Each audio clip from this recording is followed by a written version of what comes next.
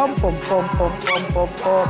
Bafana, bafana. Pom pom pom pom pom. Mbukeli uzwa njengoba ubona kumnandi lapha sijabule sihlekela phansi kwejazi inqobile bafana njengoba igugise iMorocco izolo ebusuku. Angithi bekuthiwa phela soshawa kuphila kukhala abadlali beMorocco kwaba nje aya siqonde ngqoke manje ku DRC ayigade hayibo sinzima asililizele khona sasithi nje kanjani makunje uthi yoba njani yekholosa ay sijabulile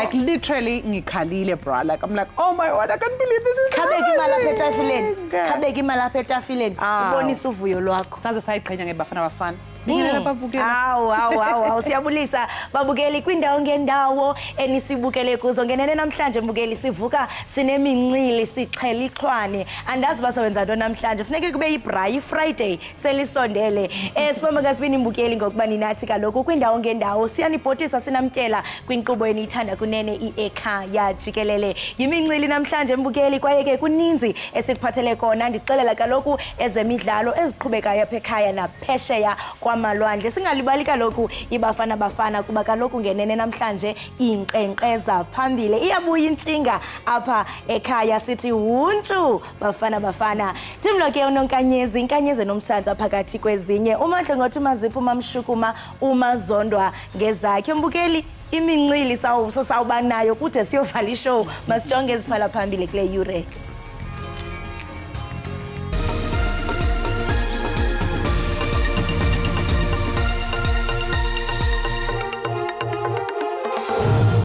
The fight back may also focus on our domestic politics and our electoral outcomes in order to pursue a regime change agenda.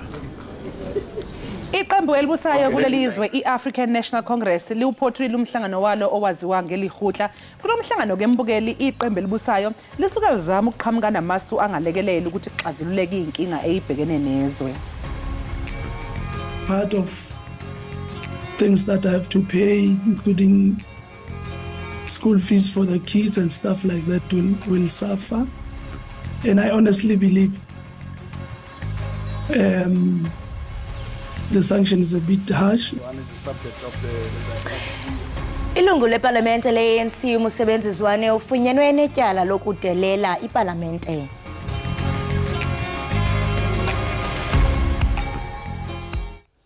Uphathuliwe izolo umhlangano we-ANC owaziwa ngelihutla nokungumhlangano obubanjelwe eBeachwood Hotel eBoksburg kusukela ngomsombuluko. I-ANC ivumile ukuthi wenzile amaphutha kule minyaka engamashumi-30 iphethe intambo zombuso yakubalulaka ukuthi ibhekene nezingqinamba zokungakwazi ukuhlinzeka ngendlela idingo zomphakathi ayisalanga ngaphandle inkohlakalo ubhozonyelwa kombuso nezinye izingqinamba ezikhona. I-ANC ibamba lo mhlangano nje akusenze ukuzatshwala kubhekwe okhethweni likazwelonke nonyaka. Ilungu le-ANC eParlamente uMsebenziswane ulahlwe yicala lokungayiphathi ngendlela efanele nenesithunzi. Ithuba lokuqala likaMusebenziswane lokucela uxolo ibingomhla wokuqala kuMeyi wonyaka ophelileyo kwakhona ngomhla wesithandathu kuSeptemba kulonyaka ophelileyo bekulindeleke kuba axolise ngokwakhe kwindlu yowiso-mthetho ngokophula inkqubo yendlela yokuziphatha ezizithyolo zinxulumene nokubanjwa ngobhongwane kukarhulumente nosapho lwakwaGupta. I do not plead guilty to the charge. And when I was at the airport, my flight was delayed, and I indicated by way of SMS that I might have problems in terms of arriving on time. Okhokhelela ubungqina uyanaba. This letter of these lawyers attaches a picture here of you in hospital. This letter does not indicate when did this picture get taken, and I would argue that it must be rejected because it's not credible. Ilungu leParlamente kwibhodi livumile ukuba uZwane akenzanga nzame zaneleyo zokuchaza ukungabikho kwakhe. Instead of him coming back to the chief whip, to the speaker, to explain his situation, he went straight to the lawyers. What was the reason for him to go to the lawyers instead of coming back to Parliament and explain his situation? Isohlwayo esithe sawiswa kukucuthwa komvuzo wenyanga enye ngeepesenti ezingama-50. uZwane ucele ukuba kuphinde kuqwalaselwe ukucuthwa komvuzo. Part of things that I have to pay, including school fees for the kids and stuff like that, will suffer. And I honestly believe the sanction is a bit harsh, and I would want to request that it be looked into. Kodwa amalungu eParlamente athi izohlwayo zifanelekile kwaye ayakuxhasa oku. Abatyholwa babaphembeleli bodushela ngo-2021 bajamelene namatyala wokubulala nobunqolobi babuyele kwinkundla ephakamileyo yaseThekwini izolo. Kwababini kwabatyholwa abayi-65 bebengekho kwiinkqubo zenkundla. Omnye efake iphepha likagqirha logama inkundla ikhuphe isigunyaziso sokuvalelwa komnye. Ityala lokubulala linqamene nesityholo sokuba umrhanelwa ucebe iyelekenqe lokubulala uChief Justice Raymond Zondo emva kokubanjwa kwayisakuba ngumongameli uJacob Zuma iinyanga ezili-15 ngokudelela inkundla ngokwala ukuvela phambi kwekomishoni yokuhlatywa okanye yokuhlatywa ngemibuzo yokubanjwa kwilizwe ngobhongana ehlalelwe nguZondo. Abamangalelwa bangu-65 baphakathi kweminyaka engu-29 no-62. Iningi labo ngelakwaZulu Natali kanti abanye abase-Gauteng nase-Free State. Libhekene noxhaxha lwamacala ukuhlanganisa netulo lokuqumba phansi umbuso elokususa uthuthuva emphakathini netulo lokubulala. Umbuso uthi bonke laba baboshwa ngabhande linye ngokuthi kusukela ngomhla ka-8 kuya 15 kuNtulikazi ngonyaka u-2021 bahlanganisa itulo lokuphazamisa umnotho nokucekela phansi inqalasizinda. Uqhubeka umbuso uthi abaseka lo engumengameli ngaphambilini uJacob Zuma kuhlanganisa nabamangalelwa becanulo ukuboshwa kwakhe bavuka umbhejazana badala uthuthuva bayidapela nokudla ezitolo ngemuva okuhlela okwakwenzeke einkundleni zokuxhumana WhatsApp. The conspiracy to commit murder has to do with basically the judgment that was made with regards to the former president and the events that unfolded thereafter. Umbuso ukholwa ukuthi abamangalelwa bazojeziselwa izono zabo. And we intend on putting our best case forward, and in the hope that we will win the case entirely. At the end of the day, it is the presiding officer, which will be the judge in this case, that will rule on that. But the state is hopeful that we will be successful in this case. Abamangalelwa babili bakabathola abameli. Kulindele ukuthi lolu daba libuyele enkantolo enkulu yaseThekwini ngasekuqaleni kukaMbasa. Eindabeni za SABC nginguvusi Khumalo eThekwini. Uqhubekile nokupheka ngemibuzo umseshi omkhulu ecaleni lokubulawa kwayo Orlando Pirates Senzomeyiwa. Ubrigadier Bongani Gininda ubechazela inkantolo ukuthi amandla akhe ahamba phelele kuphi uma esemsebenzini. Is it correct that your powers as you are occupying a rank of the brigadier in the South African Police Services are equivalent to those of a magistrate in terms of taking of statements, that is confession statements? Yes, that is correct, my lord. U-Advocate Nxumalo uqhubekeke wabuza uBrigadier Gininda ngengxelo ebhaliweyo awayenza ngomhla we-15 ngo-October 2023. What was this statement about, Brigadier? Was it about the investigation that you've conducted leading to the arrest of accused number 2? My lord, one will have to read this because I do know that during this proceeding, one will have to read the entire statement. Uhlabele Mgama wambuza kuba ngethuba ithatha lengxelo kumtyholwa wesibini ingaba umtyholwa kukhona omnye umntuna awamchazayo ukuba naye uyabandakanyeka kubugebengu lukaMeyiwa. Did he mention any other persons who were involved in the commission of the offense? Mr. Mgomezulu, are you listening to the questioning on behalf of your client? May I request my colleague to withdraw the question? U-advocate Nxumalo ukwabuze ngokwahluka kweform awayisebenzisayo ubrigadier kumtyholwa wesine kuleyo yomtyholwa wesibini. Kulapho angenelele khona ujaji ngelithi uyaphi kanye nale mibuzo advocate Nxumalo. Why he did not use that form, that is the warning statement form, when he interviewed accused number 2 on the 18th of June 2020. Basically, that is the question that I'm asking the brigadier. No, you're talking at cross purposes. Did your client make a warning statement? This is a trial within a trial. Inkundla enqunyanyisiwe kulindleke u-advocate Mshololo aqhubekeke nemibuzo ngakwingqina ubrigadier Gininda. Obebhala kwindaba ze-SABC ndingundimphiwe Gift Nongqotho.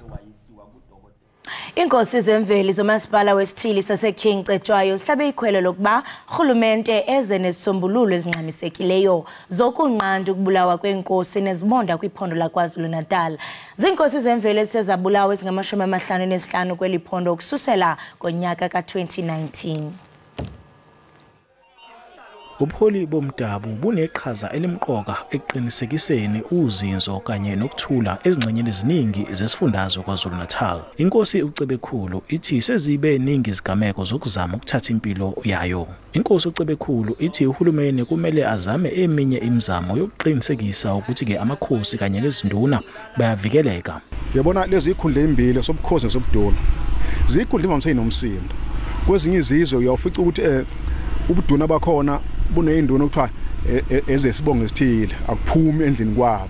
Udaba lokuphepha kwamakhosi oseluhluphe kakhulu lapho umuntu egcine ezibuza khona ukuthi kanti ngempela uhulumeni wethu usondela nini kuthina asicabangele. I-South African Local Government Association ithi ke lesihlava sokubulawa kwamakhosi kanye nezinduna sihambisana nobelelesi. Lenhlangano ithi ke angeke kube khona ukuthuthuka uma ngabe ke amakhosi engavikelekile. Ukusebenzisana phakathi kwamakhosi kanye nohulumeni kuyasilekelela kakhulu. Kusilekelela kakhulu ngoba ixazululo ngempela singayithola ngokubambisana. Kusenjalo umkhandlu weKing Cetshwayo District usuqalile ke ukwakha isakhiwo esokubiza u14 million rand esokusetshenziswa amakhosi kanye nezinduna ukuthi aqhube umsebenzi wawo. Lesakhiwo kulindeleke ukuthi siphothulwe maduze. NginguSimphiwe Makhanya wezindaba ze-SABC ngiseshowe. Uluntu lakwilali yakuCentane kwiphondo lakusempuma koloni lunethemba lokuba amahlathi amabini okulima oluwafumene kwisebe lezamahlathi aza kuvula indlela yokuba bathathe inxaxheba ngokubonakalayo kushishino lwamaplanga namahlathi. Ilali ke ezintathu zifumene ngokusesikweni ubunini behektare ezingama-45 zemithi yentlaka nekwabizwa ngokuba igumtree. Kulandela ke isicelo sobunini bomhlaba esafakwa ngaphezulu kweminyaka engama-20 edlulayo. Olungenelelo lubonwa njengendlela yokugxotha ikati eziko kubahlali balommandla. Oku kuzana njengoko intswela-ngqesho igquba kwaye uluntu luxhomekeke kwizibonelelo zikarhulumente. Abahlali banethemba elikhulu kuba imeko yabo yokuphila iza kuba ngcono. Urhulumente emva koba esinikezile njena lamahlathi omabini elilapha kufutshane eKhaya kunye nelali seqolo usithembisile ba uzawuhamba umgama nathi side sikwazi ukuzihambela. Usibalele iminyaka esondele 10 esincambazisa. Ukanti olungenelelo luza kubona ukwabelana ngezakhono. Sizawunceda abantu bethu ngokuthi sibatrain ukuthi le mithi singayisebenzisa ukwenza ifurniture. Le mithi eminye yayo ile mithi yenza iphepha. Siza kubatraina nokuthi iphepha lenziwa njani nasawugqiba sibancedise ngokuthi sizise osiyazi sizise ne-investors kuze bazokubancedisa ngokuthi bayimakete yonke lento zoba beyenzile apha. Then ngaloo ndlela leyo sabe sikwazile ukulwisana nendlela ukuthi abantu bethu bafumane ukuya emlonyeni. Kusenjalo urhulumente uyazibophelele kukhawuleziseni inkqubo yokunikeza ngomhlaba kwabo bawudingayo. Abongile Yankisi kwiindaba ze-SABC kuCentane.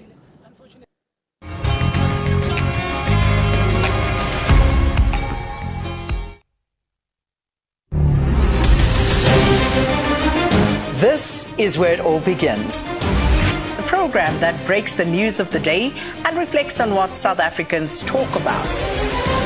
Morning Live is rich in content and is driven by dynamic reflections and analysis. And that is your heavy rains and very cold afternoon temperatures. This is where facts and the truth always win the day. We get the newsmakers and ask the uncomfortable questions. And revive the defense of the entitled. Morning Live goes beyond unveiling raw data to generate debate, setting public discourse agenda. When did it become your business? Who do you think you're talking to? I'm asking a question. Wow, that's Mr. Paul O'Sullivan there. We at the SABC bring you news that is independent, impartial.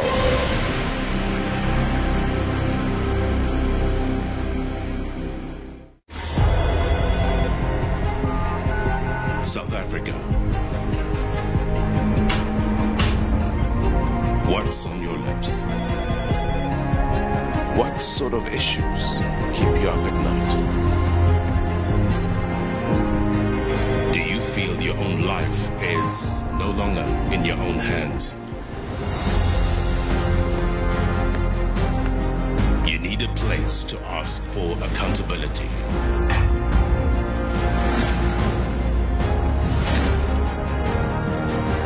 Part of our job is to give voice to your struggle, so that those who can make a difference hear you loud and clear.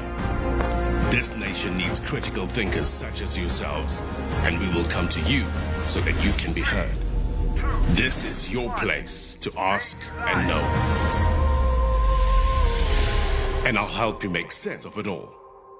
I want to still add value. I want to contribute. I think I still have energy. And with my commitment to serve the people of this country, I feel like I need to find a way and go and serve somewhere else. Because here, I've already tried my best, but I feel like I reached a ceiling. So I opted to call it a shot. Because I was just scheduled to go for an interview to be re-elected to Parliament or legislature. I decided, no, I'm not feeling like I can continue doing it, and I decided, let me call it a quit.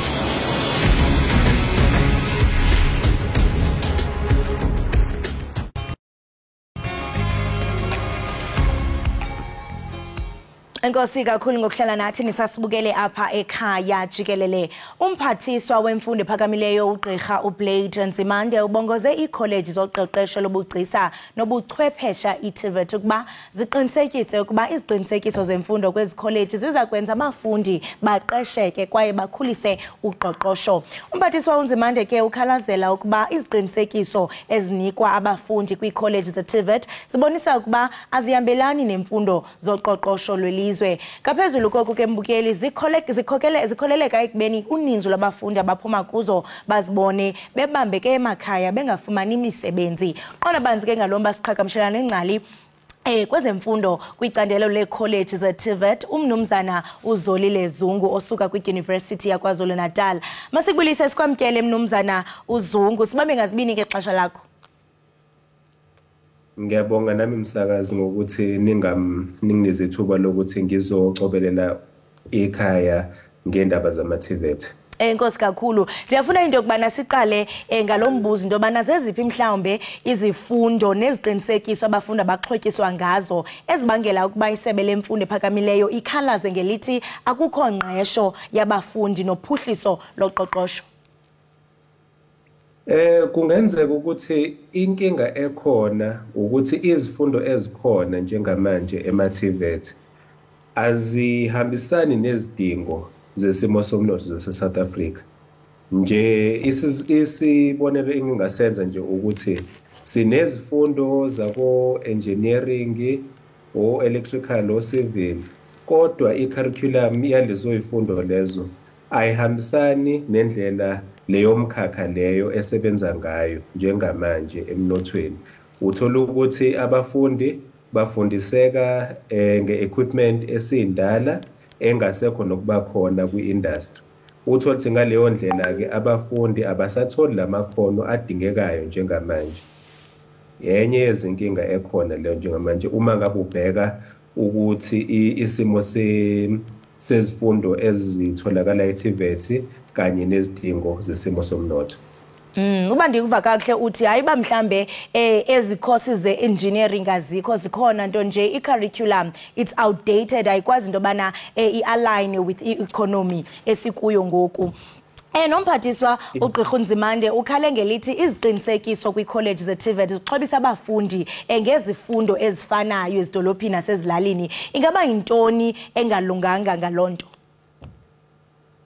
Akulunganga ngoba inhloso yama-TVET kahlehle ukubhekana nezidingo zemiphakathi eyakhelene nayo i-TVET. Ngakho-ke angeke uzukwazi ukuthi asike senze isibonelo nje ukuthi i-TVET esedolobheni phakathi asike senze sithi nje eThekwini la ngekhona. Ubese uthi izifundo zakhona ezihambisana nesimo somnotho saseThekwini banezimboni khona kanye neminye imikhakha engadinga ukuthi kube nezifundo ezibhekelele nayo leyo mkhakha leyo khona eThekwini phakathi. Ubese ke uthatha i-college mhlambe ezoba semakhaya asithathe sithi nje eHlokozi. Hlokozi kusemakhaya imboni ekhona nje lapho kakhulu i-agriculture. I-agriculture ke lapho kuzomsiza ngani ukuthi umuntu afunde i-tourism uma ngabe ukuthi umnotho noma imisebenzi ekhona lapho ekubondene ne-agriculture. Yilapho ke la kudinga khona ukuthi i-college ne-college kumele ihlele izifundo zayo ukuthi ihambisane nama-campus nemiphakathi eyakhelene lawo ma-campus lawo. Awuthetha ngokuba i-college ne-college funeke ibe kanti iyahlela into yokubana okufuneke kuhambisane nabafundi babe prepared for i-job market. Ungaba mhlambe iziqinisekiso ezifundiswa abafundi kwi-college ze-TVET zijongwa okanye ziye zijongwe ukuba zikumgangatho ofanelekileyo kwaye ziyimfuneko okanye nje kusaqhutywa ngale ndlela endala eyayiqale ngayo? Ngokwepolicy, ipolicy ithi i-college ne-college kumele iqiniseke ukuthi ibhekana nezidingo zemphakathi. Kodwa ngendlela esekwenzeke ngayo nenqubo eyenzakalayo kuma-college ethu sekwenzekile ukuthi wonke ama-college afuna ukuthi abe nezifundo ezifanayo nawo wonke amanye ama-college. Ngaleyo ndlela ke senza ukuthi leyo college leyo ingasakwazi ukuthi ibhekane nezidingo ebekumele ibhekane nazo. Enye yezinkinga ke leyo engicabanga ukuthi naye ungqongqoshe uhlale ekhuluma ngazo leyo ukuthi i-college ne-college kumele isazi isimo somnotho okokuqala la ikhona. Le yesimo somnotho se-South Africa jikelele sizolungiswa ukuthi imnotho esendaweni zasemakhaya ilunge uthola ukuthi indawo nendawo i-college ne-college ibhekana nezidingo zayo lapho ikhona. Kufumaniseka Mnumzana uZungu ukuba zigcwele i-university ezithathwa ngokuba ngamaziko asemgangathweni imfundo ephakamileyo kungekudala besiva into yokubana napha eMntla-Koloni i-university bisisho into yokubana ayisathathi i-registrations because sele kugcwele. Abafundi ke bayakhuthazwa into yobana bajonge ezinye i-alternatives, i-alternatives ezifana ne-college ze-TVET ukuba ke ngoku isebe lemfundo ephakamileyo alanelisekanga zizidanga ezikhoyo kwezi college bona abafundi bazawuzithemba njani because eyona njongo yomfundi kukuba okay xa ngena kwi-college okanye xa ngena kufundo liphakamileyo funeka ndithi ndiphuma ndibe ndifumana umsebenzi. So intembeko ke ngoku izawuba khophi kubafundi nabazali xa kunje. Ngiyacabanga msakazi ukuthi umbuzo esesizibuze wona njengomkhakha we-education la South Africa isikhathi eside. Ngathini i-solution yalo mbuzo lo inengxenye eziningi ekumele zihambisane. Okokuqala yebo izikhungo zemfundo ephakeme ama-university anenkinga ukuthi awasakwazi ukuthatha noma ukuba nezikhala zokunikeza abafundi amathuba okufunda. Okwesibili ke ingakho i-department isihlongoze ukuthi ke izozama ukuthuthukisa ke ama-TVET college ukuze akwazi ukuthi athathe noma anikeze amathuba okufunda abafundi andisiwe. Ngaleyo ndlela sizokwazi ukuthi sinikeze abafundi laba abadinga amathuba okufunda nezikhala zokufunda amathuba okufunda. Kepha lokho akuyona yonke isolution. Kuyadinga ukuthi nayo i-labor market noma abaqashi basebenzisane nezikhungo zemfundo ukuze njengokusho abantu abasha balayo eMzansi babe nalethemba ukuthi ngizothi uma ngabe ngifunda ngithola iziqu zami ngizokwazi nje ukuthi ngithole nomsebenzi ngoba nabo abaqashi nama-industry ayingxenye yemfundo. Kungabe ukuthi nje isimo semfundo sibhekene nje nezikhungo kuphela.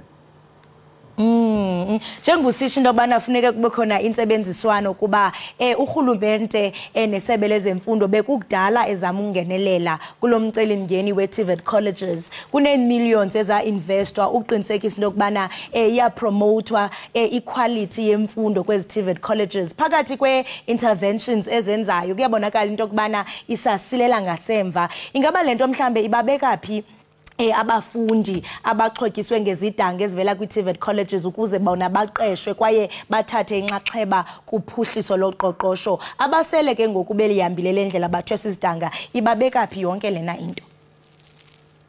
Ngizoqala ngalaba asebe-graduated. Bona nje manje basethubeni elihle lokuthi isimo somnotho singabathatha ngoba banawo amakhono okungena emsebenzini. Inkinga ababhekene nayo ukuthi ukukhula komnotho le-South Africa kuhamba ngezinga eliphansi. Ngakho-ke amathuba omsebenzi awaveli ngesivinini esilinganayo nabantu abagraduate-ayo. So into esibhekene nayo ukuthi ama-graduates angaphezulu kwama-job opportunities. Kulaba abaseza into ezobasiza ukuthi i-department isemzamweni yokuthi iyayi-update i-curriculum ukuze kwazeke ukuthi bona uma ngabe sebe-graduate bazofika esimeni sokuthi i-curriculum iyahambisana ne-industry and ibhekene nezidingo zesimo somnotho njengoba uyisona njengamanje. Ngakho-ke ngifisa ngathi lama group lawo amabili singawathatha ngokuhlukana, singawahlanganisi ngoba adinga ama-solution ahlukene. Ngokukhawuleza ukudibene nongcama kuba xa sijonga nentswelangqesho ingakumbi sijonge kubantu abatsha iphezulu kakhulu. Ngoku ke xa kuzoba nengxaki yentswelangqesho kuphinde futhi kube nengxaki yokuthi umuntu usele efundile kodwa angakwazi into yobana aqashwe ngenxa yokuba i-curriculum ayikho updated, into ebuhlungu kakhulu leyo. Kodwa ke siyathemba into yokubana urhulumente uzawungenelela ngokukhawuleza okudibene nongcama. Enkosi kakhulu Mnumzana uZungu ngexesha lakho, siyathemba into yokubana uzoba nosuku olumnyuli. Ngiyabonga ngethuba, ngiyabonga nakubabukeli. Enkosi kakhulu. Lo ke mbukeli ebesithetha naye ibinguye uMnumzana uZolile Zungu, ingcali ke kwezemfundo egxile kakhulu kwi-college ze-TVET. Usicacisela kanti ke ngokuba ezi college ngaba mhlambe zinika abafundi isidanga esifanelekileyo kusini na okanye ke kukho into efuna ibe kanti iyalungiswa. Mathi siqhubeke mbukeli sibhatala amatyala, ungagonqi sabukele i-Ekhaya Jikelele.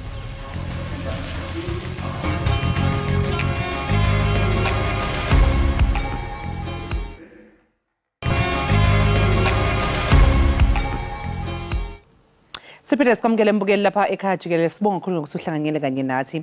Umengameli we-ANC uCyril Ramaphosa uvalile umhlangano owaziwa ngelihutla okungumhlangano ke weqembu elibusayo obanjwa isigungu esiphezulu seqembu. Intatheli yezindaba ze-SABC usamukele kwamaseko uyena ocoshele ukusuka nokuhlala kwalomhlangano. Ngakho-ke sixhumana naye njengamanje. Samukela sikubingelele sikwamukele ohlelweni, sibonge ngokuba nawe namhlanje kuseni.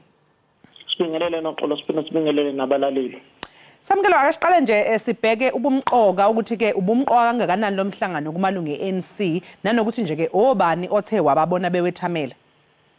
Bumqoka kakhulu lo mhlangano we-ANC ngoba uqhamuke emva kokuthi isigungu esiphezulu se-ANC phecelezi National Executive committee ibambe umhlangano yathatha nesinqumo sokumisa ubulungu lo wayengumongameli waleli qembu nalo wayengumongameli wezwe uJacob Zuma. Kulo mhlangano wayo-ke i-NEC lehutla sembobabonile laba baba umongameli beNingizimu Afrika uKhalema Motlanthe kanye naye-ke uThabo Umvunyelwa Mbeki waphinde futhi waba umongameli waye-ANC ngenkathi uKhalema Motlanthe engunobhala jikelele wayo i-ANC. Bakhulumile-ke kwikhomishana akade ibhekele ukhetho oluzayo ukhetho oluzayo enlayina eNingizimu Afrika lapho engumongameli wezwe no-ANC uThabo Mbeki embuze eminingi ngale minyaka uJacob Zuma ayekade eqhokele njengomholi waleli qembu ukuthi yilapho i-ANC eyaqala khona ukufadalala yaphinde futhi abantu baseNingizimu Afrika bangayinembethesisa kahle mase beyovota. Manje ngamaseko siyazi ukuthi kungenzeka ukuthi kena zikhona ke iwombe ezibenzima ebezenzeka ngaphakathi emhlanganweni njengenjwayelo ke engabe bathini ke bebenipotshozela indaba khona okuthe kwenzeka ngaphakathi? Akukho kuba okuthe kwenzeka ngaphakathi bebekhuluma kakhulu ukuthi bazobhekana kanjani nalolu khetho oluzayo oluzobanzima kakhulukazi kuyifundazwe iGauteng neKwaZulu-Natal lapho abazobe bebhekene ngeziqu zamehlo namanye amaqembu kakhulukazi esifundazweni saKwaZulu-Natal lapho abazobe bebhekene ngeziqu zamehlo neqembu elisha eliholwa uyena wayengumongameli waseNingizimu Afrika olukhankaselayo uhamba phambili i-MK Party bazobhekana kanjani nenkatha bazobhekana kanjani kanye futhi i-Democratic Alliance. Lokho kusho ukuthi sebezilungiselela ukhetho njengamanje nje futhi nomongameli waye-ANC kade sevala izolo uthe bathathe iqhathu elikhulu ukuze bezohlonishwa kuze lonke ngenkathi bevikela izwe lasePalestine elibulawa misha namalanga abantu bakhona bebulawa abantu base-Israyela. Uthi-ke izwe lase-Israyela lizozilwela nalo futhi lizozama ukuthi liqetule umbuso we-ANC lana eNingizimu Afrika ukuthi lisebenze namanye amaqembu aphikisayo. Belingeke samukelo lisale nangaphandle udaba lukalo wayengumongameli wezwe uJacob Zuma. Igama lalo ngumongameli wezwe uJacob Zuma alizange lingenile kwikhomishana ebhekele ezokhetho kuyona i-ANC lehutla lapho wayengumongameli we-ANC uThabo Mbeki ngenkathi umongameli uZuma eyiphini baphinde futhi bancediselana ngo-2007 kungothela yayi-ANC yayisepulokwane. Umbeki-ke ubuze imibuzo eminingi waphinde waze wathi wakwabuza uHerigwala ukuthi ubani lo etshengisa yena uJacob Zuma etshengisa ukuthi yonke leminyaka uZuma wayekade eqhokele njengomholi we-ANC nongomholi njengomongameli waseNingizimu Afrika. Loyo mnyaka ungayicharacterize njengeminyaka ye-counter revolution. Uthi uZuma noTom Moyane bathatha isinqumo sokuthi bazobulala i-South African Revenue Services yona lenkampani ecollector intela yabantu lana eNingizimu Afrika. Bathi baphinda futhi bathatha nesinqumo sokubulala inkampani ephehla ugesi uEskom njengobuyibona inenkinga engaka namhlanje. Lokho kusho khona ukuthi lo yengumongameli wezwe uThabo Mbeki ubona ngazi ukuthi i-ANC isiyazilungisa manje ngalesi sinqumo esithathile sokukhipha nokumisa lo yengumongameli uJacob Zuma ubulungu bakhe kuleli qembu. Samukele mhlawumbe omunye umuntu angabuza ukuthi njengoba kuthatha isikhathi eside kangaka nje kusewuyilungisa noma mhlawumbe ukuyilungisa kwabo sekuqhamuke sekulate. Asazi-ke abantu abangophendula lo mbuzo abubona amavoti aseNingizimu Afrika abazohamba beyokhethweni kulonyaka masekuvotwa masekuphuma imiphumelo siyobona-ke ukuthi bangaka abantu baseNingizimu Afrika abasayivotela le nhlangano ebusayo bangaka abasangayinambethisisi. Siyazi ukuthi ngokhetho lango-2019 bathola amavoti acishe afike ku-11 million about 10.8 million votes abawathola ngo-2019. Asazi-ke kuloku bazothola amavoti angakanani bangaka abantu baseNingizimu Afrika abazohamba beyovota. uSamukelo Masekwa ngeke asitshele ukuthi sekuhambe kakhulu yini ukuthi i-ANC ikhuculule kulezi intolo esola ngayo zenkohlakalo zobuqhophololo nokwehlisa imali yohulumeni ngomlenze nokugwamandwa kwamandla ombuso. Lokho siyokubona mase abantu baseNingizimu Afrika sebeyovotela uhulumeni omusha. Samukelo umengameli we-ANC uke waxoxa lapha nomhleli weindaba ze-SABC uMzwandile Mbeje akazange ke nhlobo awagwinya impela amazwi wakhe ngesenzo sikaZuma esho nokusho ukuthi ke impela nje ke yale sisenzo esichaza ke kabanzi athi namanye amalungu ingabe ke mhlawumbe asengene amanzi emadolweni. awakangena amanzi emadolweni ubonile umbhalo uThabang Magwedla ngaye uJacob Zuma Dakaza ayihole uphiko labamakade beyibona bomzabalazwe MK ubonile umongameli weANC Youth League uKholeni Malaji ethi uZuma kade kumele axoshwe nje kule nhlangano ubheka imtolo ubheka inkosi imtolo nobhala weANC esifundazweni saKwaZulu Natal uthi naye hayi le ndoda yasenkandla kade kumele nje ibhanti kugcwala umoya lokho kuyatshengisa ukuthi amalungu esiphezulu seANC bekhuluma ngalolu daba kanye futhi nosihlalo kazwelonke umqwathi uMantashe ukhulumile ngalolu daba wathi akumele njenge-ANC babheke lolu daba kakhulu ngoba bazogcina baxhopheka masekuya okhethweni lakazwelonke bengakhankasi kahle bebhizi benakele nolu daba likaZuma abalibeke nje eceleni bethi hayi Zuma siyakubona ndoda kodwa sokubona emva kokhetho kodwa-ke isigungu esiphezulu sithe hayi angeke sivele sithi sombona emva kokhetho ngoba sekukhona amanye amakhansela esesiwamisile ubulungu babo eqembini esifundazweni saKwaZulu Natal nesifunda saseThekwini nalana-ke asithatheni isinqumo ngale ndoda ukuthi asiyimiseni ubulungu bayo emva kalapho iyona mawukuthi isafuna ukuba ilungu laleli qembu izobe sibhala-ke ekomidini lokuqondisa kwezigwegwe naphakathi kuyona i-ANC phecelezi i-National Disciplinary Committee of Appeal. Okunye ke Samkelo mhlawumbe abathe bakubhunga laphayana ke kule ihutla mhlawumbe bakwazile yini ukuthola ithuba noma baveze ukuyinika amakhwapha bakhulume ba-reflecte bavume lapha abangahambi khona kahle. Ile hutla ibengabhekile kahle izinto ezingaphakathi kuleli qembu bibheke izinto zokuphatha kohulumeni bibheke izinto zikagesi bibheke izinto zokuhlinzeka kwabantu baseNingizimu Afrika ngamanzi bibheke indaba zokulungisa umgwaqo waseNingizimu Afrika ebonakala inemgodi eminingi engasahambeki kahle kuyona ilezo zinto nje kade bebheke zona kakhulu nanokuthi iziphi izinto abangazenza phakathi kwamanje noma sekuyiwa okhethweni ukuthi abantu baseNingizimu Afrika bebone ukuthi i-ANC iyazama ukushintsha izimpilo zabo ikhuculule kakhulukazi nalenhlekeleleke ebhekele iNingizimu Afrika yokuhluleka kwenkampani ephehla ugesi ngamalahle ukuthi yenze umsebenzi wayo kakhulukazi uyabona nanongqongqosho kagesi udokotela uHosiyenzo Ramokhupa usekhiphe ne-government proclamation yokuthi abantu abanemfiso nenhlesakalo yokuthi bafuna ukwakha isikhumulo sokuphehla ugesi ngenuclear nabo abafake amathenda ukuthi bazokwenza lokho ukuze kuzokwakhiwa i-nuclear power station entsha ezokhiqiza ugesi olindele ku-2500 megawatts ukuthi izokwazi ukwehlisa igaba zokucimacima kagesi phecelezi load shedding ngegaba ezimbili noma ezintathu. Samkele uma ngabe usukhuluma ngayo udaba lwenuclear ngizokhumbula ukuthi nje umnumzana uZuma wake wakhuluma naye ngendaba yenuclear sawumengameli abantu ke bamhlaba bamhlikiza sabeyajika manje sekubona sekuyabonakala ukuthi mhlawumbe indaba yenuclear iyona engasolva lenkinga yogesi lapha eNingizimu Afrika.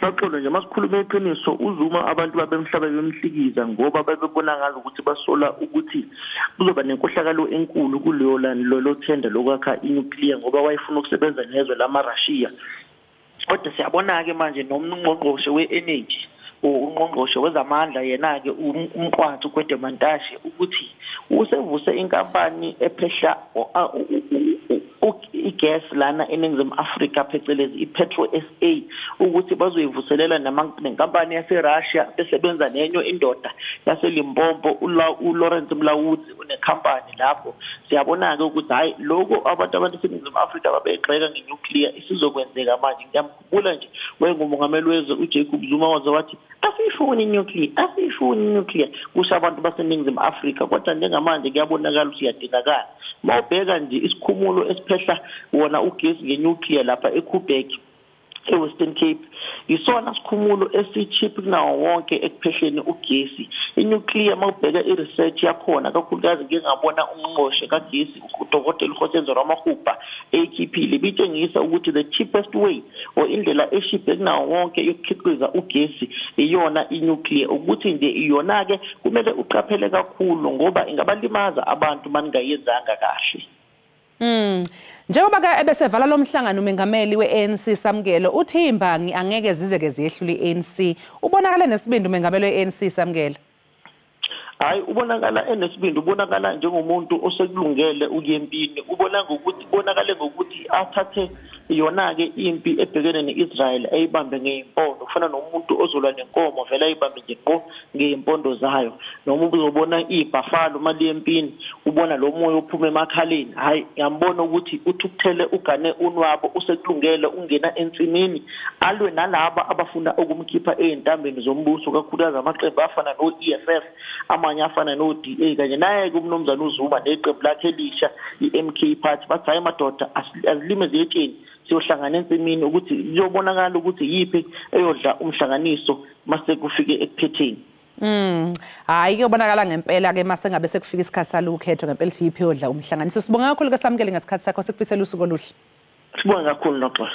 Lo-ke mbukeli bekusamukele Maseko intatheli Iindaba ze-SABC besixoxa naye nje ngokwenzeke emhlanganweni we-ANC ngempela sonto ilehutla.